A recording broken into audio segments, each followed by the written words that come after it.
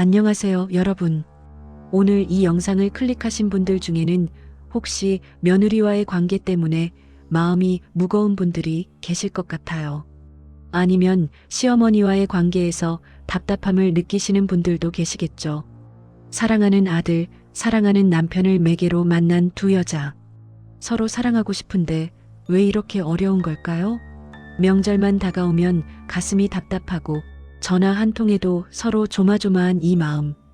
혹시 나만 이런 걸까? 혹시 내가 이상한 걸까 하는 생각에 더 힘들어지기도 하시죠. 오늘은 60대를 맞이하신 분들, 혹은 그 나이를 바라보시는 분들을 위해 고부 갈등을 현명하게 풀어갈 수 있는 방법들을 차근차근 이야기해 보려고 합니다. 제가 오랜 시간 상담하고 연구하면서 만난 수많은 가족들의 이야기를 바탕으로 진짜 도움이 되는 실질적인 방법들을 나눠드릴게요. 자, 그럼 시작하기 전에 구독 버튼과 좋아요 버튼 꼭 눌러주시고요. 알림 설정까지 해두시면 앞으로 가족 관계에 도움이 되는 좋은 이야기들을 놓치지 않고 보실 수 있습니다. 고부 갈등이라는 말, 참 오래된 단어죠. 어쩌면 인류의 역사와 함께 시작된 숙제일지도 모르겠어요. 그런데 특히 60대에 이 문제가 더 힘들게 느껴지는 이유가 있답니다. 먼저 시어머니 입장에서 생각해 볼까요? 60대라는 나이는 참 묘한 시기예요. 젊지도 않고 그렇다고 아주 늙은 것도 아닌 그 중간쯤이죠. 평생을 가족을 위해 헌신하며 살아오셨는데 이제는 아들이 결혼을 하고 손주까지 생기면서 자연스럽게 집안에서의 역할이 바뀌기 시작합니다. 내가 평생 지켜온 이 집안인데 내가 이렇게 고생해서 키운 아들인데 하는 마음이 드는 건 너무나 당연한 일이에요. 하지만 며느리는 다른 방식으로 살림을 하고 아이를 키우고 때로는 내 방식과는 완전히 다른 선택을 하죠. 그럴 때 섭섭한 마음, 서운한 마음이 들 수밖에 없습니다.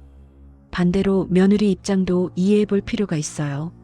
요즘 며느리들은 대부분 맞벌이를 하면서도 집안일, 육아, 시댁 관계까지 신경 써야 하는 상황입니다.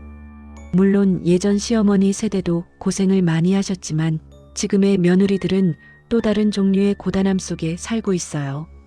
회사에서는 능력 있는 직장인으로 집에서는 완벽한 엄마이자 며느리로 살아야 한다는 압박감 속에서 숨 쉴 틈이 없는 거죠. 여기에 세대 차이까지 더해지면 문제는 더 복잡해집니다. 60대와 30-40대는 완전히 다른 시대를 살아온 사람들이에요. 가치관도 다르고 생활 방식도 다르고 육아 방식도 다릅니다. 시어머니 세대는 참고 견디는 것이 미덕이었다면 며느리 세대는 자기 표현과 개인의 행복을 중요하게 여기죠. 그리고 한 가지 더 짚고 넘어가야 할 것이 있어요. 바로 아들이자 남편인 그 사람의 역할입니다. 많은 연구 결과들이 말해주듯이 고부 갈등의 해결 열쇠는 사실 중간에 있는 남자에게 있어요. 그런데 안타깝게도 많은 남편들이 이 역할을 제대로 하지 못하죠. 어머니 앞에서는 아내 편을 들지 못하고 아내 앞에서는 어머니를 변호하지 못하면서 갈등만 키우는 경우가 너무 많습니다. 결국 고부 갈등이라는 것은 단순히 두 여자 사이의 문제가 아니에요. 가족 구조의 변화, 세대 간의 가치관 차이, 그리고 중간에서 제 역할을 해야 하는 아들의 문제까지 복합적으로 얽힌 것이죠. 이런 복잡한 상황 속에서 60대를 맞이하신 분들이 느끼는 어려움은 당연한 것입니다. 여러분만 힘든 게 아니에요.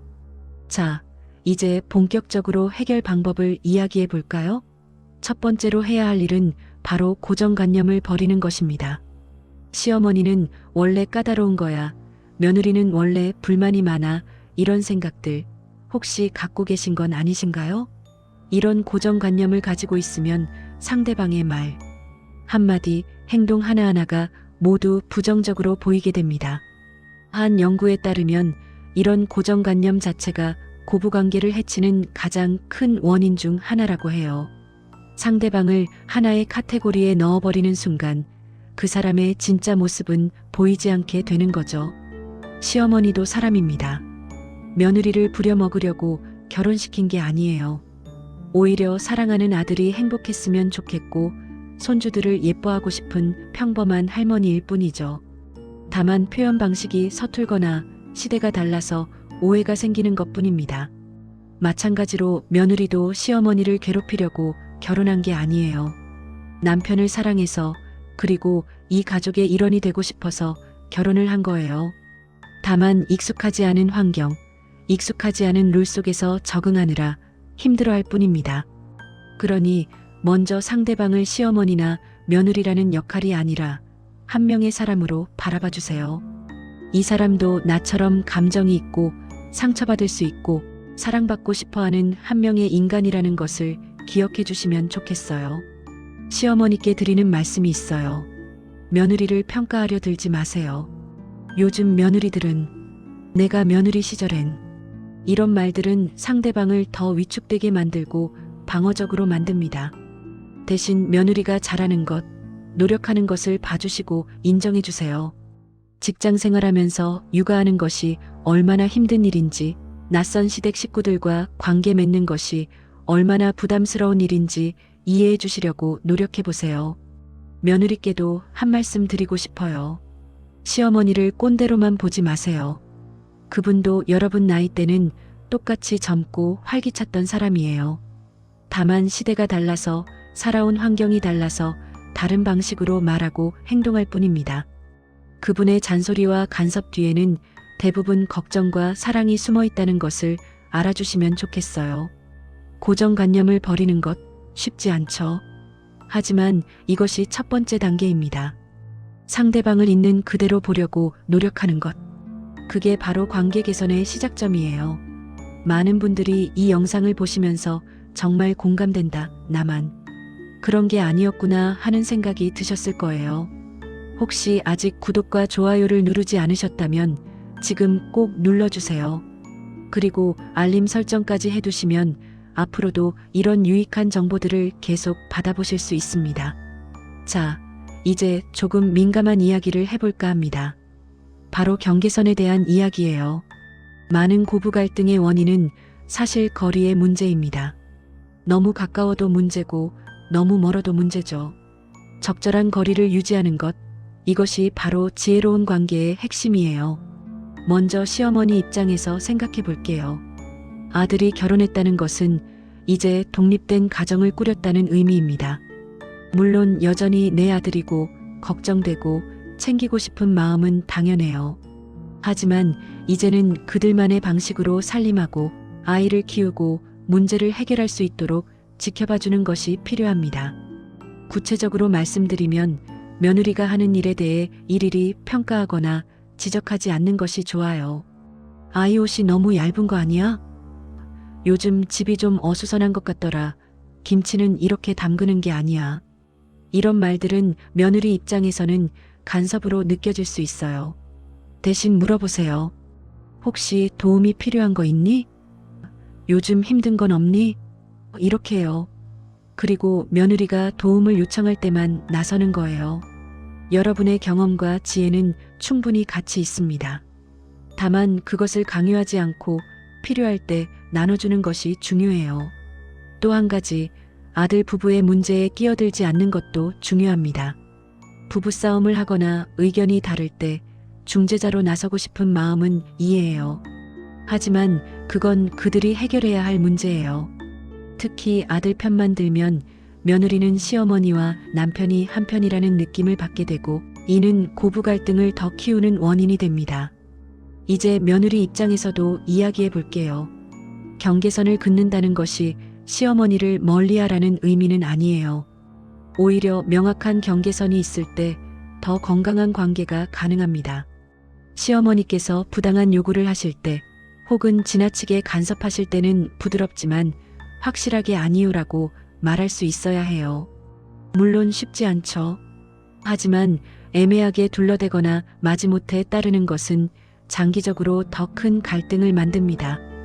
예를 들어 이번 주말에 오라고 하실 때 정말 어려운 상황이라면 죄송하지만 이번 주말은 회사 일정이 있어서 어렵습니다. 하지만 다음 주에는 꼭 찾아뵙겠습니다라고 구체적으로 말씀드리는 거예요. 거절하는 것이 나쁜 게 아니에요. 오히려 거절하지 못해서 쌓인 불만이 나중에 폭발하는 것이 더 문제가 됩니다. 그리고 가장 중요한 것. 이 모든 경계선을 부부가 함께 정하고 남편이 앞장서서 부모님께 말씀드려야 해요. 며느리가 직접 시어머니께 안 된다고 말하는 것은 관계를 더 어렵게 만들 수 있어요. 남편이 엄마, 우리는 이렇게 하기로 했어요 라고 말하는 것이 훨씬 효과적입니다. 적절한 거리, 명확한 경계선. 이것이 바로 서로를 존중하는 방법이에요. 자, 이제 가장 중요한 사람에 대해 이야기할 차례입니다. 바로 중간에 있는 남자, 아들이자 남편인 그 사람이요. 많은 연구들이 공통적으로 말하는 것이 있어요. 고부 갈등의 해결 열쇠는 바로 아들이자 남편인 남자가 쥐고 있다는 것입니다. 시어머니와 며느리가 아무리 노력해도 중간에 있는 사람이 제 역할을 하지 못하면 갈등은 해결되지 않아요. 그런데 많은 남자들이 이 역할을 너무 어려워하죠. 한쪽에서는 날 낳아 키워준 어머니고 한쪽에서는 사랑하는 아내니까요. 둘 다 소중한 사람이기에 더 힘든 거예요. 하지만 한 가지 확실히 해야 할 것이 있어요. 결혼을 했다는 것은 이제 새로운 가정을 꾸렸다는 의미이고 제일 우선순위는 아내와 자녀여야 한다는 것입니다. 이것이 어머니를 버리라는 말이 아니에요. 다만 역할과 우선순위가 바뀌었다는 것을 인정해야 해요. 구체적으로 남편이 해야 할 역할을 말씀드릴게요. 첫째, 아내의 이야기를 먼저 들어주세요. 아내가 시댁에 대해 불만을 이야기할 때 우리 엄마가 원래 그래. 너무 예민한 거 아니야? 이런 반응은 금물이에요. 일단 들어주세요. 공감해주세요. 힘들었구나, 그랬구나. 이 말 한마디만으로도 아내는 위로를 받아요. 둘째, 어머니 앞에서 아내를 칭찬하고 편들어주세요. 엄마, 우리 마누라 정말 열심히 살아요. 회사 다니면서 육아하느라 얼마나 힘든데요. 이렇게 아내의 노력을 인정해주는 거예요. 어머니도 며느리가 얼마나 힘들게 사는지 알게 되면 이해의 폭이 넓어집니다. 셋째, 어머니께 부탁하거나 거절할 일이 있을 때는 아내 대신 직접 하세요. 엄마, 이번 주말은 우리 둘이 약속이 있어서 못 갈 것 같아요. 엄마, 육아는 우리 방식대로 하고 싶어요. 이런 말들을 며느리가 하면 갈등이 되지만 아들이 하면 어머니도 받아들이기 쉬워요. 넷째, 양쪽의 입장을 전달할 때는 조심하세요. 어머니가 며느리에 대해 불만을 말씀하시면 그것을 그대로 아내에게 전달하면 안 돼요. 반대로 아내가 시어머니에 대해 불만을 말하면 그것을 그대로 어머니께 전달하면 안 됩니다. 중간에서 필터링하고 완화해서 전달하는 것이 남편의 역할이에요. 다섯째, 어머니의 정서적 독립을 도와주세요. 많은 어머니들이 아들에게 정서적으로 의존하고 계세요. 특히 배우자를 잃으셨거나 혼자 사시는 경우 더 그렇죠. 어머니께 취미 생활을 권하고 친구들과의 모임을 격려하고 새로운 관심사를 찾도록 도와주세요. 어머니가 당신만의 삶을 즐기실 수 있을 때 며느리에 대한 집착도 줄어듭니다. 마지막으로 처가에도 똑같이 잘해주세요. 시댁에만 선물하고 처가는 소홀히 하면 장인어른께만 존댓말 쓰고 친정어머니는 함부로 대하면 아내는 내 남편은 시댁 편이라고 느끼게 돼요. 양가를 공평하게 대하는 모습을 보여줄 때 아내도 시댁을 더 편하게 대할 수 있습니다. 고부 갈등을 해결하는 것은 결국 남편의 몫이에요. 힘들지만 피해서는 안 되는 역할입니다. 마지막으로 여러분께 꼭 말씀드리고 싶은 것이 있어요. 고부 갈등은 하루아침에 해결되지 않는다는 것입니다. 한 연구에 따르면 고부 갈등을 겪던 가족들이 상담을 통해 변화하는 과정에는 무려 7단계가 있다고 해요. 그 과정을 간단히 말씀드릴게요. 첫 번째 단계는 전인식 단계예요. 이 시기에는 문제가 있다는 것조차 인식하지 못해요. 우리 가족은 원래 이래. 다들 이렇게 사는 거 아니야? 하면서 문제를 부정하죠. 두 번째는 분화에 대한 인식 단계입니다. 이제 뭔가 잘못됐다. 이렇게 살면 안 되겠다는 생각이 들기 시작해요. 객관적으로 가족을 바라보게 되는 시기죠. 세 번째는 혼돈과 갈등 단계예요. 이 시기가 제일 힘들어요. 변화를 시도하니까 오히려 갈등이 더 커지는 것 같고 차라리 예전이 나았다 싶을 정도로 혼란스러워요. 많은 분들이 이 단계에서 포기하세요. 네 번째는 체념과 철수 단계입니다. 변화가 너무 힘드니까 그냥 이렇게 살자. 어차피 안 변해하고 체념하게 돼요. 다섯 번째는 재동원 단계예요. 그런데 신기하게도 포기하고 나면 다시 용기가 생겨요. 그래도 한 번 더 해보자. 이대로는 안 되겠다 하면서 다시 시도하게 됩니다. 여섯 번째는 재협상 단계입니다. 이제는 좀 더 현실적으로, 좀 더 구체적으로 서로의 경계선을 정하고 새로운 관계를 만들어가요. 마지막 일곱 번째가 종결 단계예요. 드디어 새로운 균형을 찾고 편안한 관계가 되는 시기입니다. 이 과정이 얼마나 걸릴까요? 사람마다 다르지만 보통 1년에서 2년 때로는 그 이상 걸려요. 그리고 이 과정이 직선으로 쭉 가는 게 아니에요. 좋아졌다가 나빠지고 다시 좋아졌다가 또 나빠지는 롤러코스터 같은 과정이에요. 그래서 제가 꼭 말씀드리고 싶은 건 포기하지 말라는 거예요. 지금 혼란스럽고 힘들다면 그건 변화의 과정 중에 있다는 의미예요. 더 나빠진 것 같아도 그건 좋아지기 위한 과정일 수 있어요. 한두 번의 대화로, 한두 번의 시도로 모든 게 해결될 거라고 기대하면 안 돼요. 근육을 키우듯이 꾸준히 노력하고 시간을 들여야 해요. 그리고 혼자서 해결하려고 하지 마세요. 정말 힘들다면 전문가의 도움을 받는 것도 좋은 방법이에요.